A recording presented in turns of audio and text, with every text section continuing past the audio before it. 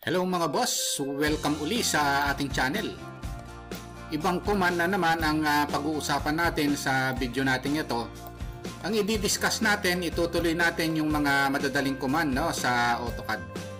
Kaya lang mga boss, kung bago pa lang kayo sa maliit pa lang nating channel, huwag nyo po muna sanang kalimutang pindutin yung subscribe.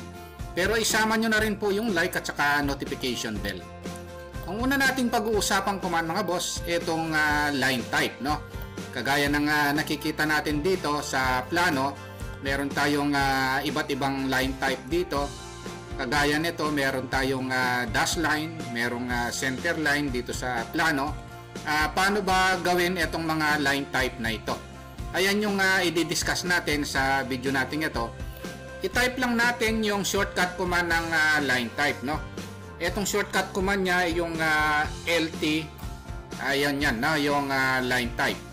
Ngayon, merong lalabas na dialog box dito sa line type. Kung gusto nating i-load yung ibang mga line type dito sa dialog box, meron tayo i-load muna na line type, Ngayon, kung mapapansin nyo, merong button na delete dito. Pwede rin naman kayong mag-delete ng line type dito sa line type dialog box kung hindi siya ginamit dito, Halimbawa, itong hot water supply na ito, pag dinelete natin, since hindi naman siya ginamit dito sa plano, so nadidelete siya. Halimbawa, itong gas, itong gas line, delete. So, ibig sabihin, pag nadidelete siya, hindi siya ginamit dito sa plano. Pero meron dito, hindi nadidelete. Pag dinelete, hindi siya nadidelete kasi naka-apply siya dito sa plano. Ayan yung line type manager dialog box na ito, Ngayon, kung gusto niyo namang gumamit ng ibang line type, hanapin niyo lang itong load. Ito 'yon, kung titingnan niyo, maraming line type dito. Halimbawa, yung line type na tracks, ito, kaya itong zigzag, Tapos yung okay lang natin, ito na siya, na-load na siya rito. Ngayon, kung gusto nating mag-load pa, click lang yung load.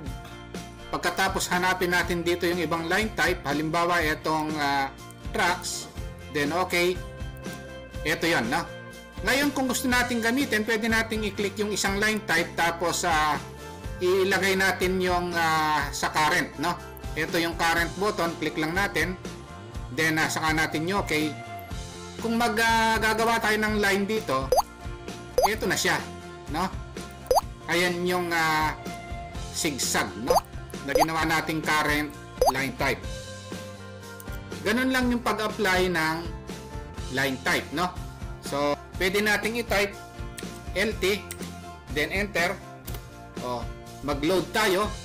O kaya kung nandito na siya, pwede nyong i-click, then click nyo yung current. So, ibig sabihin, ito yung ma-apply, click yung current button, then saka nyo lang yung okay. O pag nag-line kayo rito, o kaya kahit na anong object, ang gawin nyo, ayan na siya, yung track na line type. Ganun lang kadali, yung line type command. Ayan, pwede rin ibang object, aside from line, meron tayong circle, halimbawa. Ito yan, yung tracks, Ngayon, pwede rin nyo rin kunin dito, yung line type na gusto nyo. Halimbawa, itong zigzag.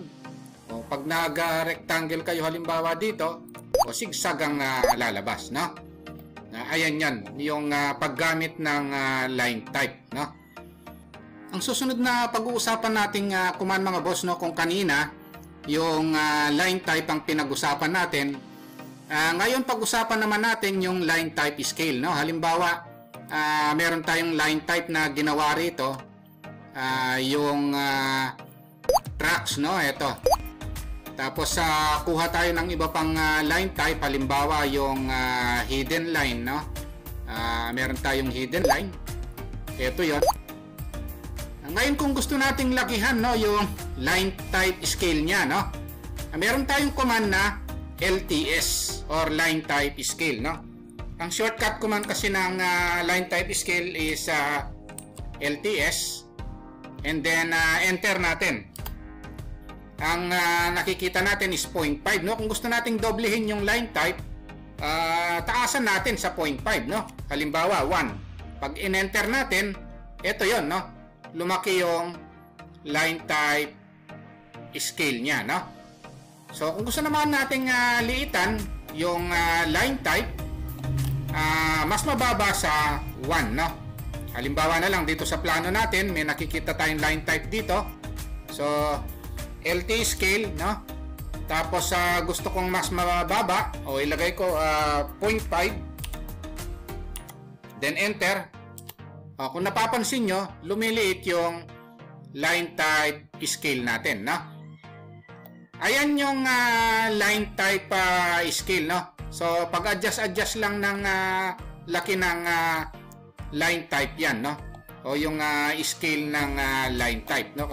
Kagaya nito, lumiit na siya ng husto. Ang gusto ko, lakihan ko ng konti yung line type niya.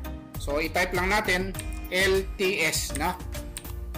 Then click natin yung line type scale. Gusto kong gawing 2, no? Kasi ang nakikita natin is 0.5, 2, then enter. O ito, lumaki ng gusto, no? Yung line type scale natin, no? Ganun lang kadali yung paggamit ng line type scale.